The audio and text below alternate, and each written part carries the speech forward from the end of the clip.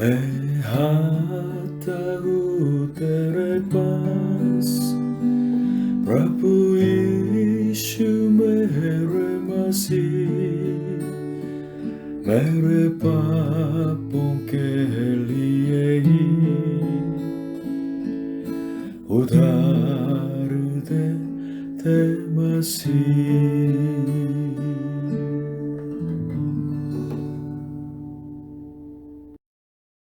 Hallelujah. प्रभु यीशु मसीह जी आप सभी को आशीष दें।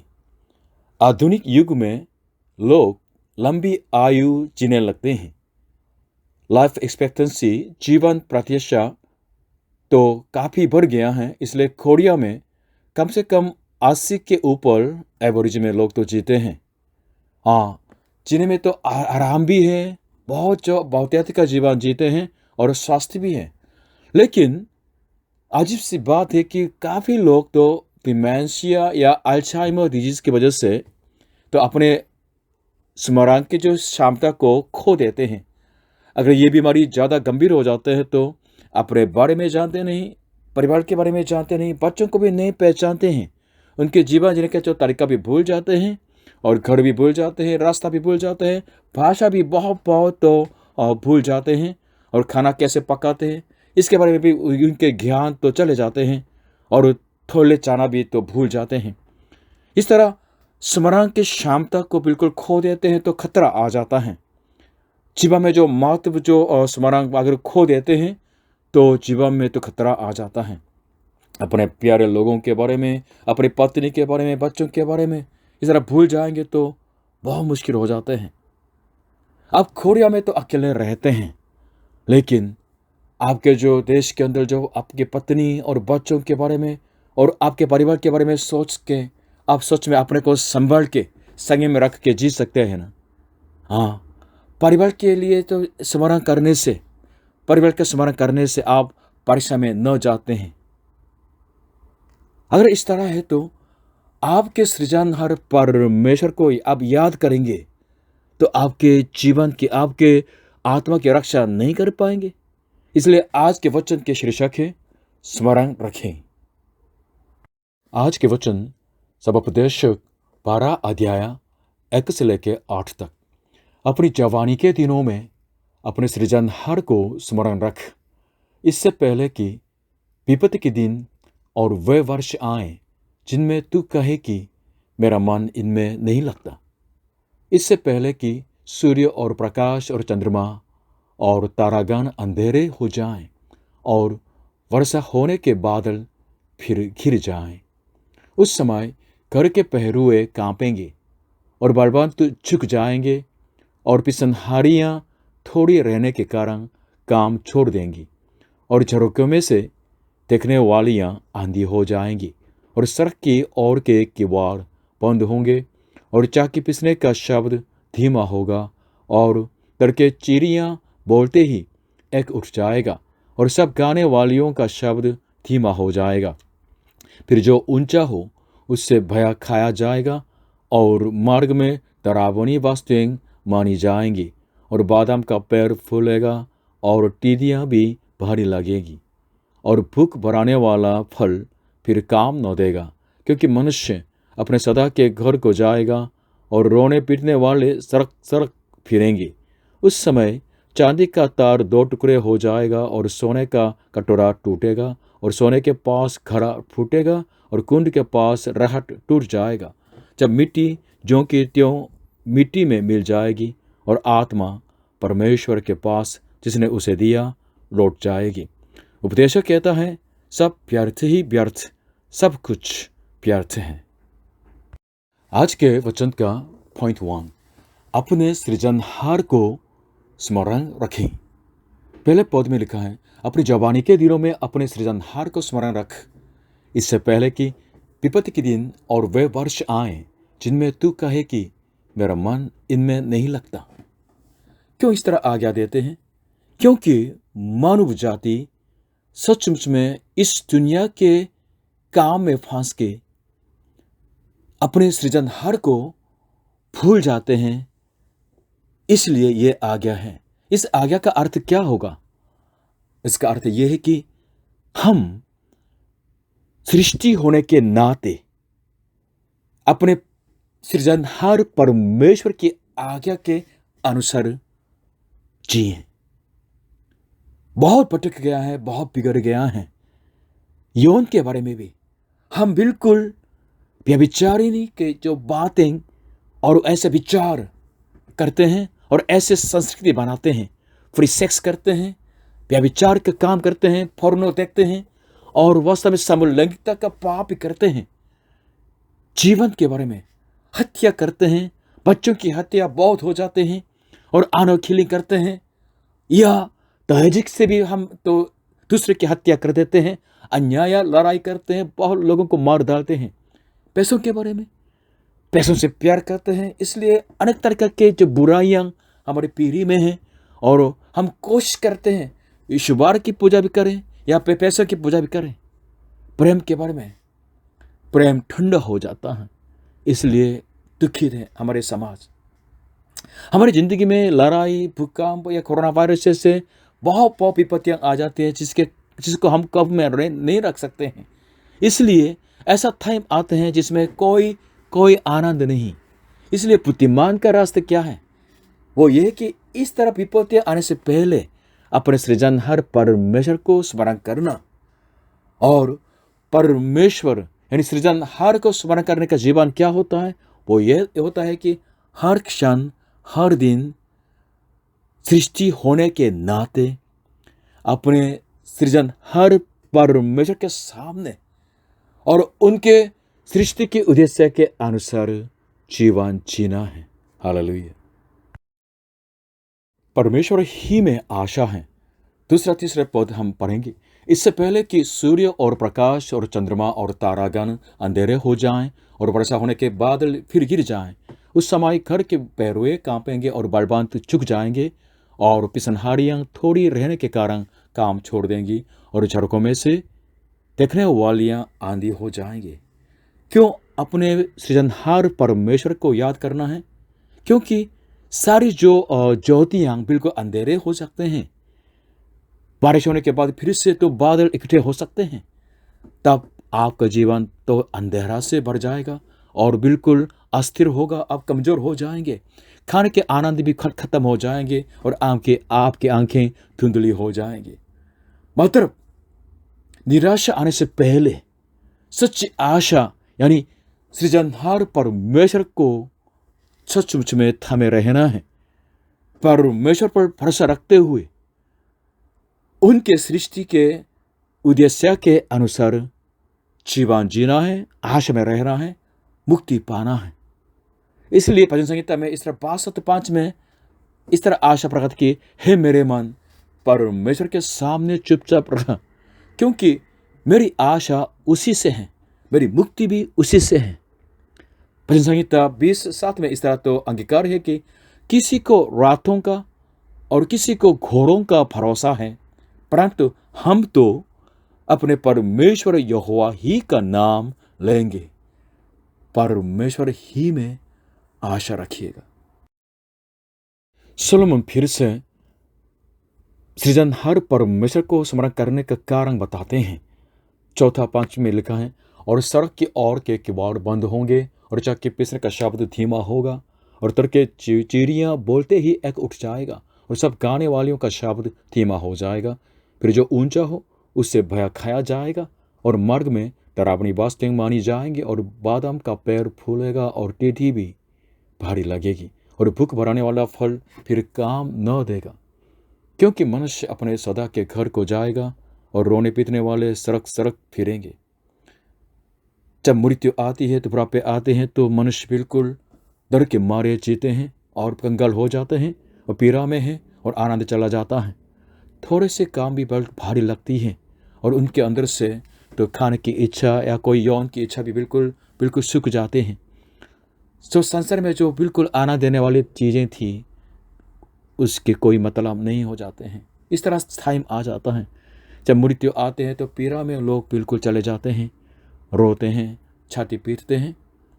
जब मृत्यु आती है तो आदमी के जो आत्मा तो चली जाती है और इधर उधर लोग भागते हैं, चले जाते हैं, देहांत के लिए, अंतिम देहांत के लिए।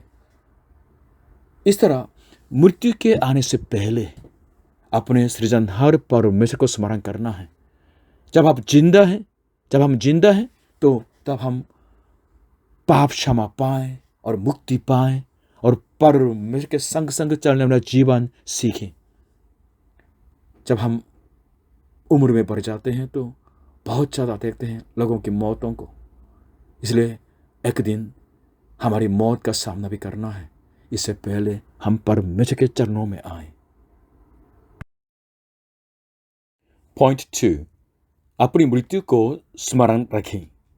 7वीं में लिखा है, उस समय चांदी का तार 2 टुकड़े हो जाएगा और सोने का कटोरा टूटेगा और सोते के पास घड़ा फूटेगा और कुंड के पास रहट टूट जाएगा। जब मिट्टी ज्यों की त्यों मिट्टी में मिल जाएगी और आत्मा परमेश्वर के पास जिसने उसे दिया लौट जाएगी। हाँ, 7वीं लगातार मृत्यु को वर्णन करते हैं। चांदी के तार टुकड़े हो जाना, सोने का कटोरा टूटना, सोने के पास घड़ा फूटना और राहत टूट जाना। लेकिन 7वीं में आके और स्पष्टता से बताते हैं मृत्यु होता क्या है, क्योंकि मनुष्य वास्तव में आत्मा और शरीर से जो बने हुए हैं, इसलिए शरीर में क्या हो जाता है, शरीर को मिट्टी के रूप में कहा, मिट्टी ज्यों की त्यों मिट्टी में मिल जाएगी, मतलब मिट्टी में मिल जाएगी, हमारा शरीर सड़ जाएगा। लेकिन आत्मा का क्या होगा? आत्मा तो परमेश्वर के पास लौटेगी, क्योंकि परमेश्वर ने आत्मा की सृष्टि भी की है और हमारे देह की सृष्टि भी की है, इसलिए तो वापस जाते हैं। लेकिन इसका मतलब ये नहीं कि सांप के सांप आत्मा तो स्वर्ग में पहुंचेंगे, नहीं। बाइबल बताते हैं न्याय के बारे में। हाँ, बाहर के रूप में तो हमारे जो शरीर मिट्टी में मिल जाएंगे, लेकिन इसका मतलब ये नहीं कि हमारा अस्तित्व खत्म होगा। नो, अगर हमारा अस्तित्व ही खत्म हो जाता है तो बाइबल के जो शिक्षा बिल्कुल गलत हो जाता है, क्योंकि बाइबल बताते हैं मनुष्य के आत्मा बिल्कुल खत्म नहीं होते हैं। इसलिए आत्मा परमेश्वर के पास लौटने का मतलब क्या है? वो ये कि जब हम मर जाएंगे तो हमारी आत्मा परमेश्वर के सामने तो खड़े हो जाएंगे और उनका न्याय किया जाएगा, उनका न्याय किया जाएगा। मरने के बाद आपका मेरा न्याय होने वाला है, इसलिए परमेश्वर को स्मरण करना है, सृजनहार को स्मरण करना है। हमें मृत्यु से नहीं डरना है, वरन मृत्यु के बाद आने वाले परमेश्वर के न्याय से डरना है। इसलिए मृत्यु को स्मरण रखें और उसके बाद जो न्याय को भी स्मरण रखें। हमारे शरीर तो मिट्टी है, तो मिट्टी में मिल जाएगा, इस तथ्य को स्मरण रखें। लेकिन मृत्यु के बाद आपकी आत्मा परमेश्वर के सामने खड़े होगी और आपका न्याय किया जाएगा। आने वाले न्याय के दिन को स्मरण रखना है। नया नियम के जो लूका रचित सुसमाचार 16 अध्याय 19 से लेकर 31 में प्रभु यीशु जी ने एक कहानी के बारे में कह दिया। इसका मतलब यह है कि मनुष्य मरने के बाद 2 नियति में अलग अलग बांटे जाएंगे। उस जो कहानी में तो एक धनी व्यक्ति और एक कंगाल व्यक्ति, एक भिखारी लाजर नाम के आदमी आ जाता है। तो ये धनी व्यक्ति बिल्कुल निर्दया होकर रहता है, लेकिन जो भिखारी कंगाल व्यक्ति लाजर तो बिल्कुल पीड़ा में और बीमारी में तो रहते हुए दोनों मर जाते हैं। दोनों मरने के बाद अलग अलग नियति में तो पहुंचाया जाते हैं। लूका रचित सुसमाचार 16 अध्याय सिर्फ 21 से लेकर 23 आप सुनिएगा। और वह चाहता था कि, मतलब लाजर जो कंगाल व्यक्ति चाहता था कि धनवान की मेज पर की चूठन से अपना पेट भरे, परंतु कुत्ते भी आकर उसके घावों को चाटते थे। और ऐसा हुआ कि वह कंगाल मर गया और स्वर्गदूतों ने उसे लेकर इब्राहिम की गोद में पहुंचाया और वह धनवान भी मरा और गाड़ा गया। और अधोलोक में उसने पीड़ा में पड़े हुए अपनी आंखें उठाई और दूर से इब्राहिम की गोद में लाजर को देखा। तो लाजर स्वर्ग में और धनवान आग में तो बिल्कुल डाला गया है। इसलिए याद रखें, मृत्यु भी आएगी और परमेश्वर का न्याय भी आने वाला है। इन दोनों के आने से पहले पहले अपने सृजनहार परमेश्वर को स्मरण रखें। ये धन्य जीवन जीने का एकमात्र मार्ग है। हालेलुया। पॉइंट 3, सब कुछ की व्यर्थता को स्मरण रखें। 8 में ये कहते हैं कि उपदेशक कहता है सब व्यर्थ ही व्यर्थ, सब कुछ व्यर्थ है। इंग्लिश में NIV में meaningless says the teacher, everything is meaningless। ये सब कुछ की व्यर्थता के बारे में तो शुरू से, इस सभोपदेशक किताब के शुरू से तो ये कहा गया और बीच में भी बहुत ज़्यादा बोला गया है। जैसे पहले 2 में सब कुछ व्यर्थ है, इस तरह शुरू होते हैं। लेकिन ये बातें वास्तव में आलसीपन को या निराशा होने को प्रोत्साहन करने के लिए नहीं।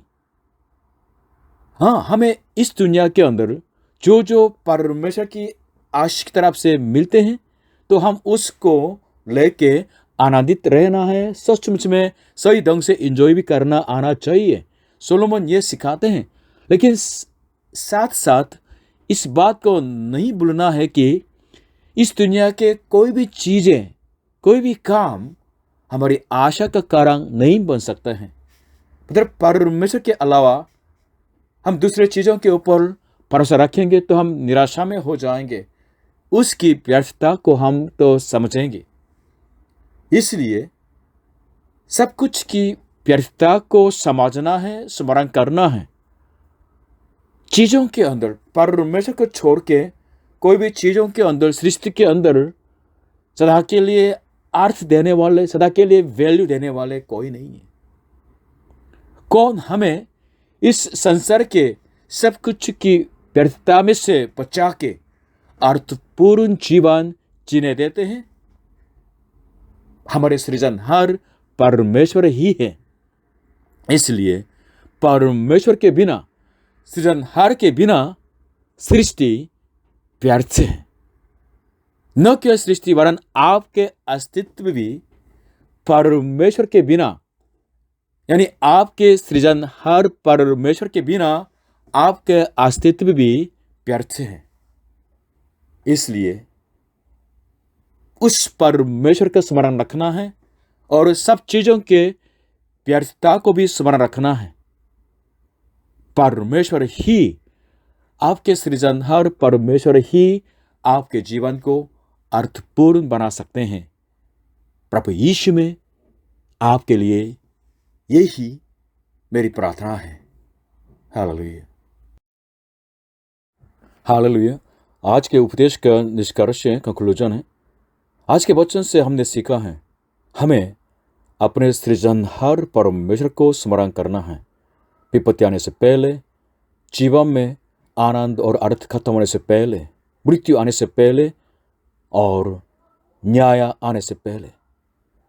तो ये सवाल है, कौन है वो सृजनहार परमेश्वर? कौन है वो आपका, मेरा, हम सबका सृजनहार परमेश्वर?